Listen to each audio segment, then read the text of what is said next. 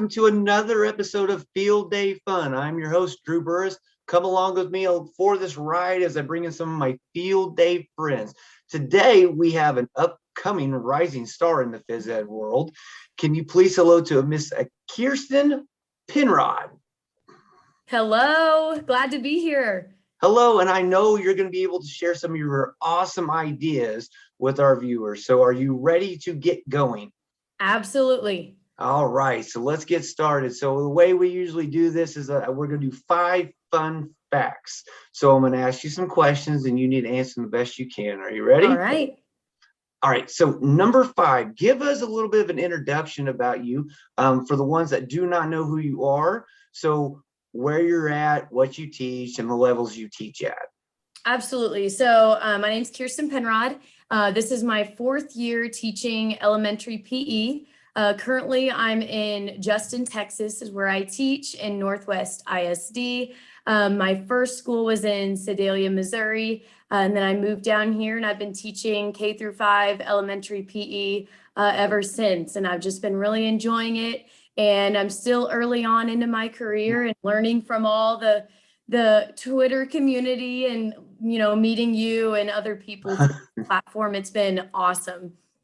I will say, if you do not follow her on Twitter, she does have some gems that come out a lot. So she has a lot of good stuff. And like I said, if you do not follow her, she will give you some information towards the end of the show. But yes, and we are very excited to have you on this evening as well. So let's move on to number 4. So how has your teaching been this year? Last year with guests, we were sort of still in the pandemic stage where not everybody was back in person, but now it seems like just about everybody's back. So what's it been like this year for you? I think the first word that comes to mind just for myself is refreshing. Just because, you know, since I'm so new into this profession, those 2 years, I mean, I had one normal year and then the 2 years with COVID, Right. we just were kind of learning along with everybody else and using those online platforms. And this year has been amazing and refreshing. Like I said, we're all back in person and we're not having to sanitize the equipment every Yeah, no pools. Yes. And I still use, you know, what's funny is some of the things that I did during COVID, I still use now, like equipment in the baby pools and not the sanitizing, but just different routines and things that I started in COVID. I've kept because I'm like, you know, that wasn't terrible. And so we've been able to roll those over this year, but it just truly is a blessing that we're back, you know, in person and we don't have to distance. And especially when it comes to field day, like last year we had no parent volunteers. I know that. Yeah. Everyone knows that struggle. And I mean, it went well last year, but it wasn't what I wanted it to be.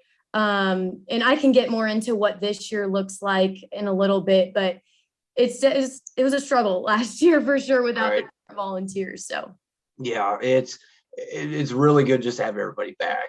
Yes, I agree completely with you on that. Yeah, it just seemed it wasn't normal. I mean that's what everybody called the pandemic, just not normal. So yes, it is refreshing, as you said, just to get it back. Yes. Okay, so you kind of dabbed a little bit on this, but yes, with number 3, what was last year's field day like for you? So last year I was trying to, you know, listen to your episodes and other people. And I'm like, how am I going to do this? And just to give you a little background, my first school, the field day was kind of already set. Already had their inflatables and the things that they would do. And so I kind of just went along with it. Right. And when I moved down here, it got canceled my first year. So last year was kind of my first like hurrah with planning a big, large scale field day. Gotcha. And like I said, the challenges without the parent help and everything. So I ended up just doing 12 stations. They stayed at each station for 10 minutes. And there were pros and cons. I mean, yes, there was a lot of variety, but it was very simple things. We couldn't use inflatables. Like we had a bunch of different rules and COVID regulations. And so the way that I went about it was I taught the kids, you know, every game a lot, like really well, to where when they would get to the station, they would know exactly what to do, which I'm still going to do that this year. But I also relied heavily on the teachers having to know exactly what we're doing, since there wasn't the parents to be there to help. And then, so they would rotate around every station. We had some water stations, but that's pretty much all it was last year, was just a rotation around for 12 stations. So Gotcha. So I know the whole struggle with no volunteers to help. yes. How did you run this? Did you have teachers and paras? Like, that's what I did. They came out and ran the stations for me during the time. Yeah. So the previous year, last year, the teacher would rotate with their class. Gotcha. We had like all of our auxiliary people like me, the rest of the specialty Right. interventionist. But some of them had to still do like schoolwork and data input, so we couldn't even use them. Gotcha. So we were kind of floaters, and we were going and filling the coolers. We were, fixing equipment and things like that. So that day was exhausting for I sure. know. Yeah. Every field day is going to be exhausting, no matter No matter how what. set it up. Yeah. But yeah, it was definitely a learning curve for sure. Oh, And yeah. I'm grateful that this year's going to look a little different. I was gonna say, I sent out, I think last week, my Sign Up Genius form for the parents, and it just felt so good. It felt so good, like a breath of fresh air when I sent it off to them, and seeing the responses go ding, ding, ding, ding, ding, of people asking, yeah, we're in. That's Like, oh, awesome. thank goodness, because I mean, yeah, we had paras and specialist teachers run stations last year, but I mean, they were winded by the end of it. They did. Oh I mean, we yeah. got an hour break for lunch, but still, it was very tiresome. Yes. Yes, for sure. Okay, well, let's go on to number 2. So tell me, what is this year's field day like for you? Okay, so this is the first year I'm kind of dabbling in the theme. Ooh, I'll say it's not like to your level. I don't have a level. I just like the theme part. Yeah, the theme part. Well, we're kind of dabbling in it a little bit. So Okay. jungle theme. So That is a theme. Yes, I will. yes. Derek Beal. I had him as a guest last season. A good friend of mine I met back in Kentucky last summer. He did Into the Jungle, and it was pretty good. Oh, So that's you might need to contact him on this if you're needing some help. So yes, absolutely. I seriously will, especially naming all of the individual activities. right. It's not totally nailed down yet, but most of it's, I know what I'm doing and what the theme is. It's just inputting that theme where I can. So yeah, we're the Justin Jaguars, and so I have my field day shirt that all ready to go. Yep. Wild about So field. Nice. if you look, it's Jaguar print, and so we did the whole T-shirt thing, and so the kids will be excited because that was a tradition that they had before I was there, and then last year the funds weren't really there, and so we're like, let's just save it for another year. So in the jungle theme, and I'm trying a totally different setup this year. I talked to some other teachers in my district, and they do like field day pods. So for example, like there's going to be 3 pods, and within each pod, there's going to be 7 or 8 activities in each pod. And so the reason I went with this is because it's easier on the teachers. They'll and like I have a supervision like assignment for them, so they're not just all standing in one area in each pod. But the reason I like the pods is because it's student voice and choice. So when they get that's a good one. They will be able to choose, okay, what do I want to spend the most time at? And if they want to wait in a line to go on a water slide, they can. If they want to do something else or they don't want to do water slides, they don't have to. And so I don't know how far you want me to go in depth, but I have 3 pods. One's like a water one with 2 slides and like some water relays. Right. It's called like the rainforest. They like water though. The kids love. Yeah, exactly. And then we have the safari, which is the grass games. And recently I wrote a grant for 9 Square in the air. Have you ever seen that on your Twitter? You got that too. Yes. So that'll be out there. And some of the traditional like tug of war, we have sack races, 3-legged race, and the Bozo Challenge. Did you ever Yes. Yeah. For those of you that don't know, the Bozo Challenge, just look it up on Twitter in this PE community. It's a really fun, just tossing game. And we're doing some tire roll activities. So that's kind of the grassy area. And then we have Pride Rock, which I know is Lion King, but it's kind of jungly. We have That's true. Yeah. yeah, and our rock wall. So that'll be like the indoor pod with 2 more inflatables and a scooter course. And we're trying a photo booth with some jungle. Oh, yes, yes. So yeah, really, like you it's got all just lined out. You're ready to go. I'm trying to be as prepared as I can, just because it can be so stressful, as we all know. But I'm sure from your experience, like the longer you do it, the easier it gets. Yeah, but you just gotta what I know my side's a lot different because I try to go bigger and better every year. So See, and I'm the same way. Like you know, and then you're like, well, we're gonna need a lot more equipment if we're yeah, going. yeah, a little bit more funds on stuff. Yes, Yeah. yes. And we're actually trying something new. You may have seen it on one of the pages, one of the elementary PE pages, but it's a radar trailer.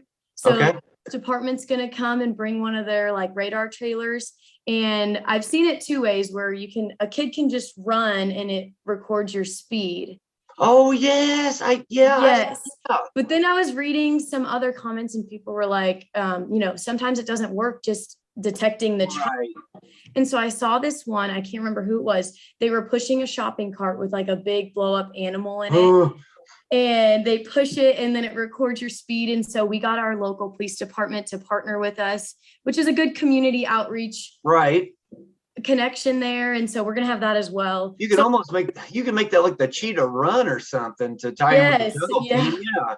Oh, I should, you know what? You just reminded me. I should get our mascot. I'm writing this down. Yeah. Run.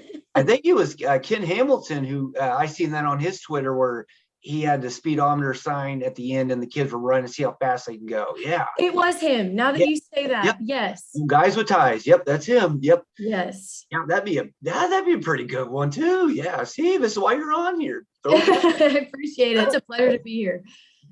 So, okay. So let's go to probably our toughest question we have of the whole night here. So number one, your favorite field day activity that you have. Now, this could be one that you created by yourself or possibly one that you went through through a younger age. If you could think of one, what could you tell me? Okay, well, so far, let me go back to when I was a kid. Okay. Also like this for my students, just the classic sponge relay where you get the sponge. I'm sure a lot of people say this one. Oh, yeah. You fill it up, you know, you pass it over. And so we are doing that this year. But I also just remembered this one that we did when I was a kid where I don't know what it's called, but you put on all the layers of t-shirts, like 5, 6 layers, and you run down and you put a shirt on and then you have to get another one and you go through the line. Anyways, each kid has to like take off and put on all these layers of clothes. And that's pretty good. Of course, you know, during COVID, all that kind of went away.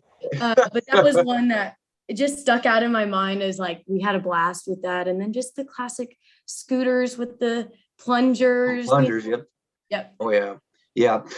There's so many. I get so many different ones from all the guests we've had, but they always enthuse me just with whatever they say. So do you ever struggle with like picking? Like you see all of these ideas and then you just want to try them all, but you don't have enough time. Are you talking about with activities or themes? Field day activities. Sometimes, yeah. Like I know it's very easy to switch things out. Like when I say is, you know, you do one year and then you thought, whoa, that did so well with students.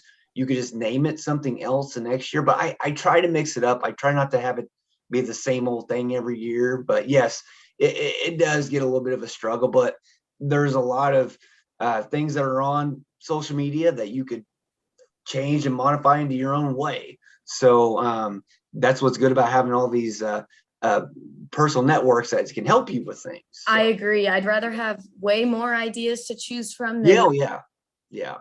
So with my guests, I always say, well, you know, I've dug into the archives a little bit. I found something from your past that maybe you can explain to me. So found this. Let me see if I can pull it up here.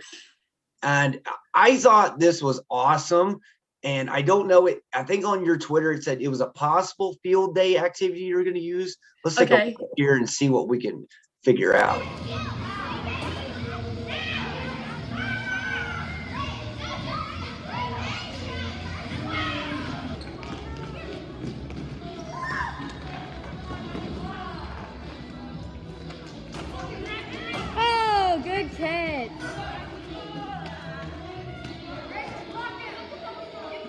I'm not going to lie, I will probably use that for an activity, but did you ever use that for your field day? So I guess I forgot to say Rampant. So we called about it last year. What was that? rampant, right? Is that correct? Yes, it was called Rampant. So I can't remember when I even started doing that activity. We did it as a station. Mhm. And when I was planning field day last year, I really wanted my fifth graders to be involved in planning field day. And so we had given them a couple activities and they voted on what they wanted to be on field day. Okay. That one ended up not making it to the top. Another one that I had, I think it was the one where you take the pipeline and you have the little. That was the other option I had from picking from, was that. Yes. So we did Yeah. that one. But the Rampant is still a really good, even if you don't use it for field day. Yeah. And I used to just put buckets up. I have these steps in my gym, and I used to put them up on the steps, kind of like skee ball. Uh-huh. But we ended up adding the person to catch it, the partner, It's a and challenge. I mean, that's yes. And when they get it, they just go wild. And we tried different types of equipment. We tried wiffle balls, tennis balls, and then even at one time we tried dodgeballs and just catching it. But what right. that worked best was the tennis balls and just a little cone. And yeah, I'm gonna have to actually do that before the end of the school year. Now that when I seen that, I was like, well, I could probably do that, like for my finale of lessons at the end of the year. I was like, I wonder if she actually done that with her class, because I mean, I was excited just watching the kids being like catching the buckets, like you said. So it seemed like a pretty good activity, though. Yeah, it was a blast. And we also use those jumbo cups, jumbo stacking cups to catch as well. Yeah, that's good too. Yeah. Yeah. Any students that you need to, modify, use a bigger ball or bigger bucket, whatever. Yep. Oh, it's easy. Yep. Yeah, very easy. Yeah. So I thought I'd ask you a couple of questions on that one, because I just love that activity. So like, I'm stealing this one for the end of the year, though. So. Hey, go ahead. I've stolen so many of your games, and that's what I love about the Twitter community. Caring's caring. Yes, just tagging people and saying thank you for this. Well, I really appreciate you being on tonight. Can you give our listeners maybe a little bit of contact info in case they want to get a hold of you for some questions? Yes. So my Twitter handle is at Coach Penrod 4, I believe. Let me double check that there's a 4. It is. I believe it's correct. Yes. I'm pretty sure there's a 4 because Coach Penrod was taken. And then my email, if you want, just for any games or anything, is Kiersten. That's KIERSTEN .Penrod PENROD at NISDTX.org. Awesome. Well, Kiersten, I really appreciate you being on here tonight and sharing your info for our viewers. And I hope you have a great rest of the year and also a great field day. Well, thank you for having me. It's been awesome talking to you, and you too. All right. Thank you. Thank you. Right. So if you have any questions for Miss Penrod, if you can give her a shout, she'd really appreciate that. My name is Drew Burris, and we will have another episode actually this coming week. So we've got 2 coming for this week to kind of help you with your field day needs if you are needing some help. And we will see you next time. Take care. And no matter how it is in class, make sure to have fun for all the students. Bye.